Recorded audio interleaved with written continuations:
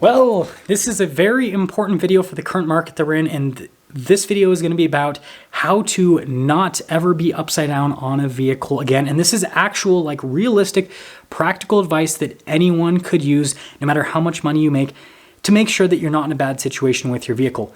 But before getting this video, as always, if you want to save time and money the next time you purchase a car, link to my car buying guide in the description down below. And then if you want to see more videos just like this, then I recommend you subscribe because I post content every single day. Let's get into it. So let's first describe what being upside down actually is. This is where you owe more money on a car than what it is worth. So an example would be owing $20,000 on a car that is only worth $15,000. So you'd have $5,000 in negative equity, you'd be $5,000 upside down. And this is obviously a situation that nobody wants to be in, because nobody wants to have an auto loan bigger than the value of their car, because that means that it's a lot more difficult to get out of that car if you need to sell it. Because, for example, if you just wanted to flat out sell that car, then you would have to sell it and then pay another $5,000 after you sell it to completely get rid of your loan. And with how auto loans work, you can't sell it and then continue to pay on your loan until you pay off that remaining $5,000. You got to do it all in one transaction, because a lending institution ultimately doesn't want to have you paying on an auto loan when you don't actually have the car. So the first thing that you could do to prevent you from being upside down on a car is to simply not take out an auto loan on a car. Now, I understand this is not practical for 80% of buyers, because 80% of buyers take out auto loans when they purchase vehicles, but this obviously would completely get around the situation, because if you pay cash for a car, then you have no auto loan on that car, which means that it's impossible to be upside down. Now, yes, obviously you can still lose money on that car via depreciation, but you're not going to be in a situation where the car is worth a certain amount and you owe a certain amount on it because, well, there's no loan. But again, that's obviously not practical for the average consumer. Now, diving into the average consumer, here's the things that you can actually do. First off, put money down when you purchase a car. This is something that is extremely underrated that a lot of people don't do, because a lot of people seem to think that if they put money down on a car, that the dealership's just going to steal that money. They're just going to make sure that it disappears somewhere. And that is true to an extent, right? Dealers are always going to want to try to charge you for everything that they possibly can. But if you're being an educated car buyer, then you'll make sure that you aren't paying any stupid dealer fees or buying any warranties that you don't want to buy that would ultimately, make your down payment disappear. And so with that down payment, that'll put you in a much better position within the vehicle. And my general rule of thumb is, whether it's a new car or a used car, you want to put at least enough money down to cover all sorts of state fees and dealer fees, if there are any. And that should be the absolute bare minimum, because you don't want to be paying interest on taxes, for example. You don't want to be paying interest on a dealer documentation fee as well. So put down at least enough money to cover all of those fees. But if you want to be in a position where you are pretty much going to guarantee that you won't be upside down on your vehicle unless, the market takes another big poop, which it might, you want to put down at least 20 to 30%. Now, I understand that a lot of sources will say, oh, you only have to put down, 15 to maybe 20% on a car. And I just don't think that that's practical, especially for new vehicles. New vehicles tend to depreciate quite a bit. And with the average person taking out longer and longer loan terms, well, that means you're going to have to put more money down to basically negate the depreciation you're going to experience with that longer loan term that you're taking, and the fact that you're going to be paying more interest on the loan rather than paying down the principal. And so what I'm trying to say here is, you're going to be putting down money to cover all state and dealer fees, and then also another 20 to 30% on top of that.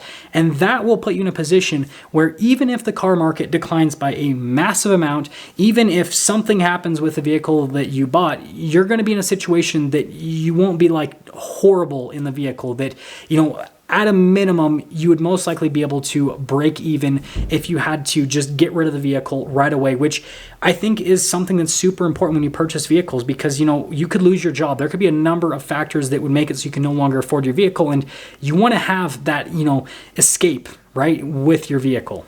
But let's say that you are not in a financial position to pay cash for a car or to put that amount of money down. What should you do in that case? Well, my first piece of advice would be to simply not purchase a car if you can do that, and just to focus on saving up money until you have enough money for a solid down payment that's, again, going to cover all fees, and then also at least another 20 to 30% on the vehicle, or so you can pay cash for a vehicle. But if you're in a situation where, maybe your car just got totaled or your car is just a complete POS and it's just breaking down all the time and you need to get a new car, then there's a number of things that you're going to want to do. So first off, you're going to right now want to look at both new and used cars, because the used car market is still pretty overpriced. And so with a lot of cars, the used version of a car is just as expensive as the brand new version. And so if that's the case, you might as well go brand new, because you're going to get a full warranty and it's a brand new car, so it's not going to have any miles on it. And so if you're dealing with reliability issues, well, that's less reliability issues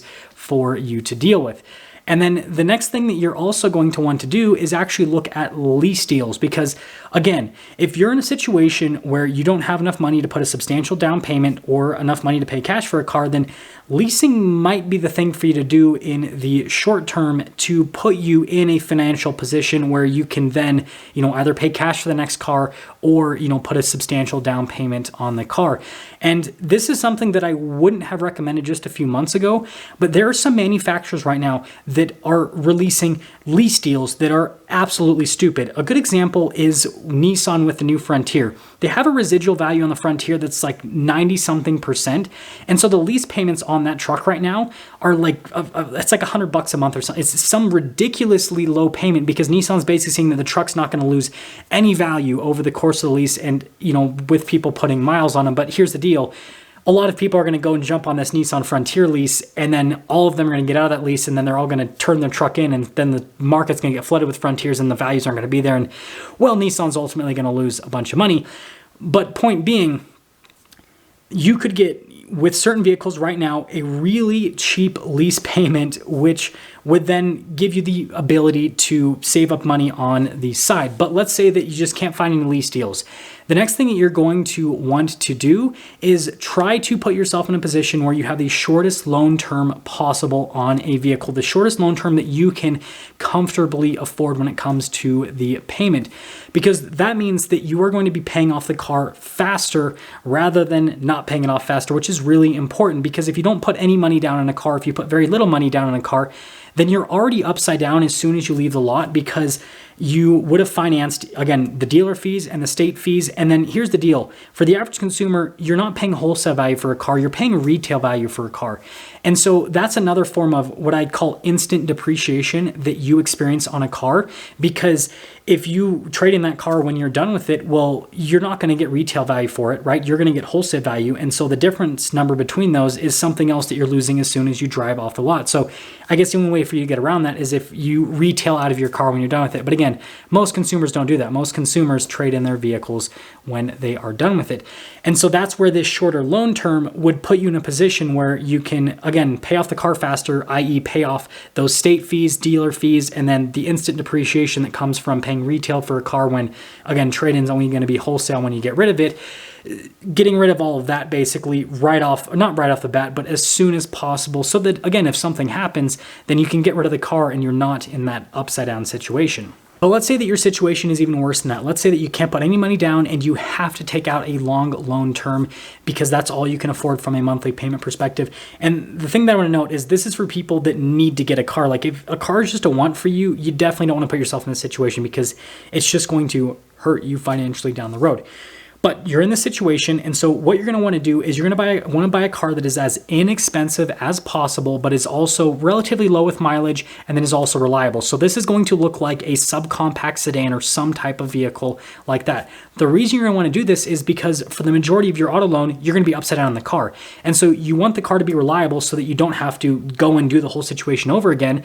And then on top of that, you want the maintenance to be low, because if you can barely afford the payment, then how are you going to afford the maintenance on the car?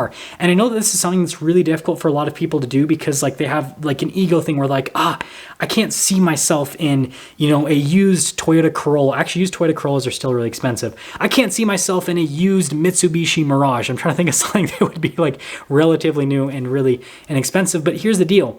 If you're in a position where this is what you're having to do, then like just see it as like a reset for yourself. Just see it as like, okay, I'm going to have this car for the next however long your loan term is. And then once I get it paid off, and once I get myself in a better financial position where I have enough money down for a big down payment on a car, or for me to be able to pay cash for a car, then I'll be able to actually get what I want. And so that would be my recommendation for that group of people. And finally, the last bonus tip is by focusing on buying cars that hold their value. And I know that people are gonna be like, Ben, Captain Obvious, but here's the deal. People buy cars for a number of different reasons because, well, vehicles can be used for a number of different applications.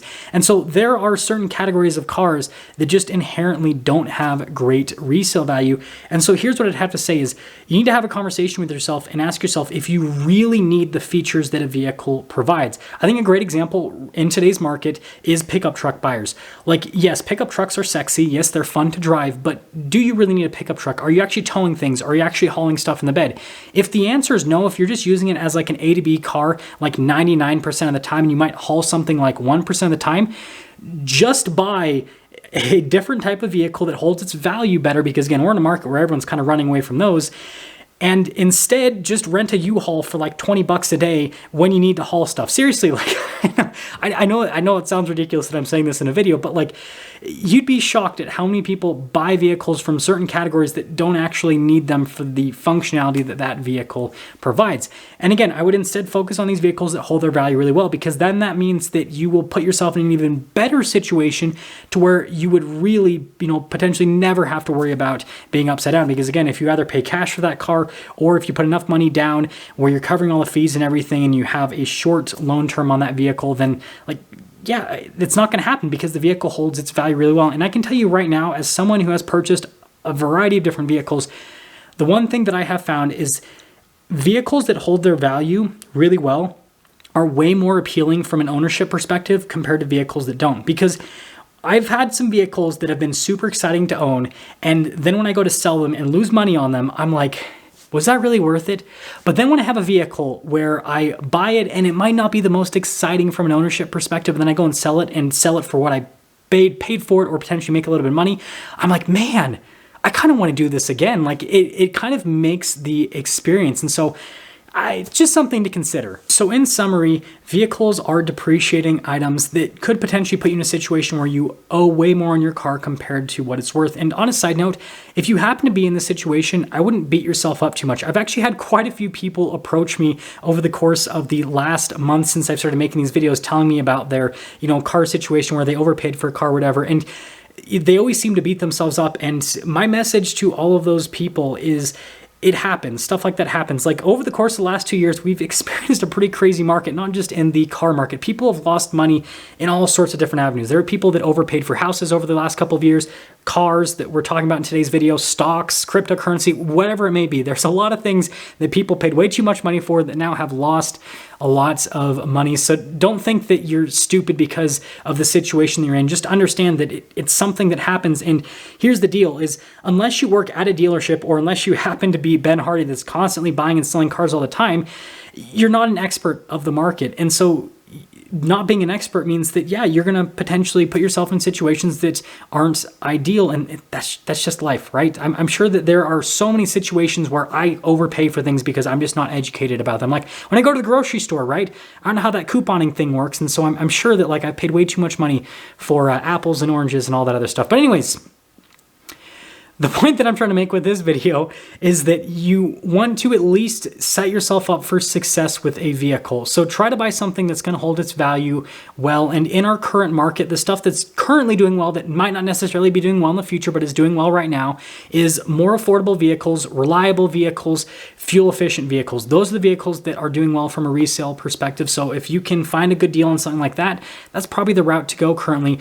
But again, you also want to make sure that you either pay cash for the car so that you're not paying any interest on the loan, or you just at least put enough money down on the loan so that you're covering the dealer fees.